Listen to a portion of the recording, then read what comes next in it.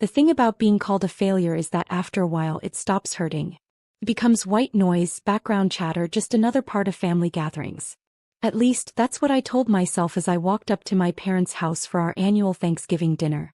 I'm Catherine Bennett, though my family calls me Kathy, usually with a slight shake of the head as if my very name is a disappointment. The designer coat I wore cost more than their mortgage, but I'd deliberately chosen something plain, unassuming. No need to tip my hand. Not yet.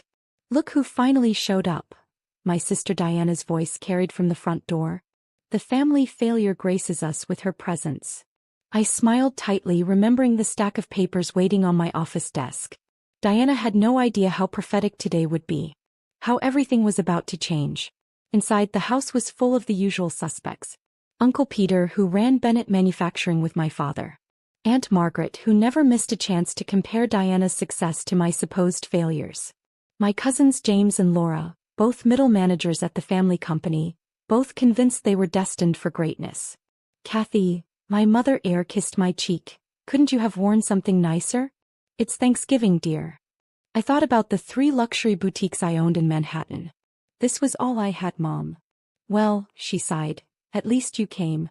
Though Diana tells me you're still doing that little online thing? Selling clothes or something? Before I could respond, Diana swooped in, her diamond bracelet catching the light. Not just clothes, Mom. Kathy resells designer stuff. Like a thrift shop but online. She turned to me with fake concern.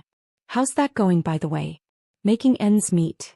If she only knew that her beloved Bennett Manufacturing had been secretly hemorrhaging money for months, that their suppliers were abandoning them, that bankruptcy was just hours away. If she only knew that my little online thing was actually Eclipse Luxury Group, one of the largest high-end retail conglomerates in the country. But she didn't know. None of them did. I get by, I said quietly, accepting a glass of wine from my father.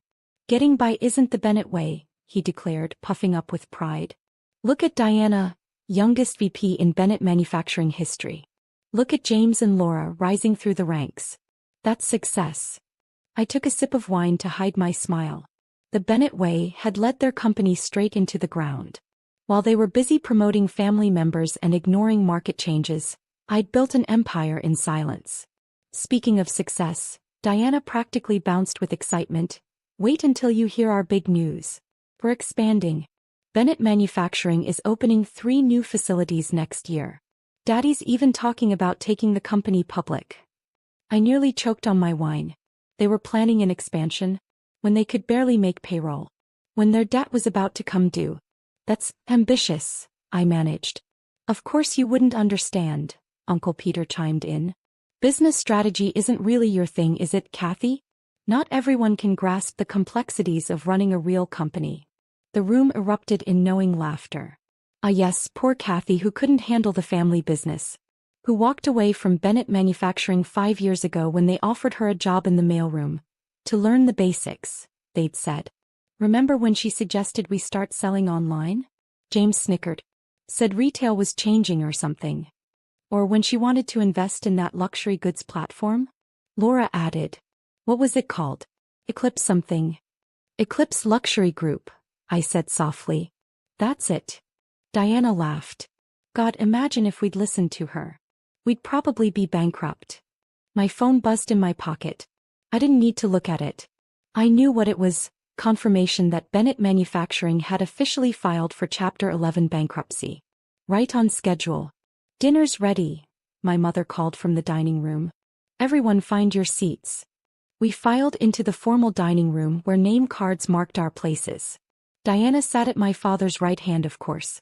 I was between cousin Laura and Aunt Margaret, as far from the head of the table as possible. So, Kathy, Aunt Margaret began as we passed the turkey, have you considered getting a real job? I hear Walmart is hiring. More laughter. I cut into my turkey, remembering the day 5 years ago when they tried to demote me to the mailroom. I'd been working in acquisitions, had just completed my MBA, had brought them solid proposals for modernizing the company.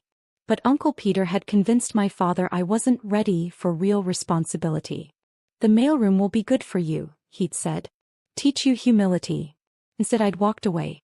Sold my shares back to the family for a fraction of their worth. Shares that would be worthless by morning. I took that money and invested in a small but promising luxury retail platform called Eclipse. Now Eclipse Luxury Group owned 30 high-end boutiques, 6 online retail platforms, and was about to acquire its first manufacturing company. Actually, I set down my fork. I've been meaning to talk to you all about business. Oh honey, my mother sighed, not this again. Yes, look how well your business advice worked out last time, Diana smirked. Didn't that Eclipse company you loved so much get bought out or something?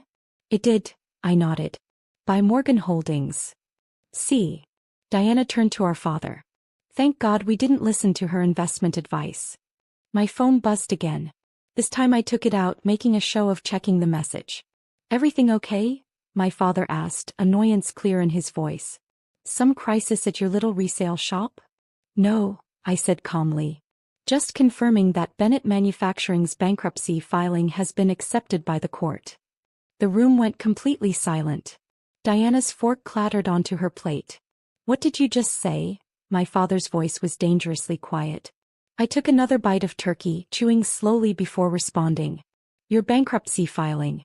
It was just approved. Chapter 11. Though given your debt load, it'll probably convert to Chapter 7 pretty quickly. That's impossible, Uncle Peter stammered. How would you even know? Oh, I smiled. I forgot to mention. Morgan Holdings, the company that bought Eclipse. I paused, savoring the moment. That's my holding company. I own it. Just like I own all of Bennett Manufacturing's debt. The silence that followed my announcement was deafening. You could have heard a pin drop in that dining room, where just moments ago they'd all been laughing at my expense. My father's face had gone chalk white. Diana's mouth hung open, her perfectly applied lipstick suddenly looking garish against her pale skin. You're lying, Uncle Peter finally sputtered. This is some sort of sick joke. I reached into my bag, the cheap bag they'd been sneering at all evening, and pulled out a folder. Actually, I have the paperwork right here. Would you like to see it? The bankruptcy filing, the debt acquisition records, everything. I spread the documents on the table right next to the cranberry sauce. I particularly enjoy this page, the list of creditors. Morgan Holdings owns 82% of your outstanding debt. But that's impossible, Diana whispered. You run a small online resale shop. I couldn't help but laugh. Is that what you really think I've been doing for the past 5 years? While you were all busy mocking my little online thing, I built Eclipse Luxury Group into a $3.2 billion company. Morgan Holdings, my private investment firm, is worth even more. $3.2 billion? Laura choked on her wine. Give or take a few million, I shrugged. It's been a good quarter. My father found his voice, though it shook with barely controlled rage. If what you're saying is true, if you really own our debt, why would you do this to your own family? Pie family. I set down my wine glass carefully. You mean the family that tried to demote me to the mailroom after I finished my MBA? The family that laughed at every suggestion I made to modernize the company? The family that calls me a failure at every holiday? Just then my phone buzzed again. Right on schedule. Excuse me, I said, standing up. I need to take this. It's probably my assistant with the final paperwork. I walked into the hallway, leaving them to stew in their shock. Through the dining room door I could hear their panicked whispers. She has to be bluffing. Check the company accounts. Call our lawyers. I smiled as I answered my phone. Yes, Jennifer? Everything's ready, Ms. Bennett. The bankruptcy filing has been processed, and our offer for asset acquisition is prepared. Should I send in the team? Give it 5 minutes, I replied. Let them digest the news first. When I returned to the dining room, they were huddled around Uncle Peter's phone, frantically checking account balances and legal notices. Well, I said pleasantly, shall we discuss the next steps? My team will be here shortly with the acquisition proposals. Team? My mother's voice was faint. What team? As if on cue, the doorbell rang. I checked my watch. Right on time. That would be my lawyers and financial advisors, I said. I hope you don't mind if they join us for dessert? We have quite a bit to discuss. Now wait just a minute. My father stood up, trying to reclaim some authority. You can't just come in here and... Actually, I can. I cut him off. Your company is bankrupt. You've defaulted on $142 million in loans that I now own. You have exactly two choices. Work with me on an orderly restructuring and sale, or I force liquidation first thing Monday morning. Diana started crying, her mascara running. But the expansion plans, the new facilities, were never going to happen, I finished for her. The company has been insolvent for months. Did none of you actually read the financial reports? Or were you too busy promoting family members and planning parties to notice you were hemorrhaging money? Jennifer led my team into the dining room, 3 lawyers and 2 financial advisors, all carrying briefcases full of documents. The contrast between their professional demeanor and my family's shell-shocked expressions was almost comical. Ms. Bennett, one of the lawyers nodded to me. Shall we begin? Please, I gestured to the dessert plates my mother had laid out. Help yourself to some pumpkin pie while we work. My mother's recipe is quite good. For the next 2 hours, we went through the details of Bennett Manufacturing's collapse and my proposed acquisition. I'd spent months planning this, buying up their debt through various subsidiaries, watching as they dug themselves deeper into trouble. This is thorough, Uncle Peter admitted grudgingly, looking through the paperwork. Unlike some people, I smiled, I actually understand business strategy. By the time we finished, my family's empire had crumbled to dust, and mine had grown even larger. I'd given them terms that were fair, more than fair really, but that left no doubt about who was in charge now. One last thing, I said as my team packed up. Diana, James, Laura, clean out your offices by Monday. Your positions are being eliminated in the restructuring. You're firing us? Diana shrieked. Your own family? No, I'm firing underqualified executives who got their jobs through nepotism. But if it makes you feel better, I hear Walmart is hiring. I stood up, smoothing my cheap dress. Thank you for dinner, Mom. The turkey was excellent, though I'm afraid none of us got to finish it. Too much business to discuss. Kathy, my father's voice stopped me at the door. Was this all just about revenge? I turned back to look at him, at all of them. No, Dad. This was about business. The revenge is just a bonus. Walking out to my car, I heard Diana wailing about her mortgage, her country club membership, all the things she'd lose. James was yelling about lawyers, about fighting back. But they had nothing left to fight with. I got into my car, not the modest sedan they thought I drove, but a Mercedes S-Class I'd had delivered for this specific moment. As I pulled away, I saw them all standing at the window watching me leave. My phone buzzed one last time. A message from Jennifer. Congratulations, Ms. Bennett. The acquisition announcement is ready for Monday morning. I smiled, thinking about how different next Thanksgiving would be. Would they still call me the family failure when I owned their company? Would they still mock my little online thing when they were all unemployed? Somehow I didn't think so. 1 week later, Bennett Manufacturing's name was changed to Eclipse Manufacturing, becoming the newest subsidiary of my growing empire.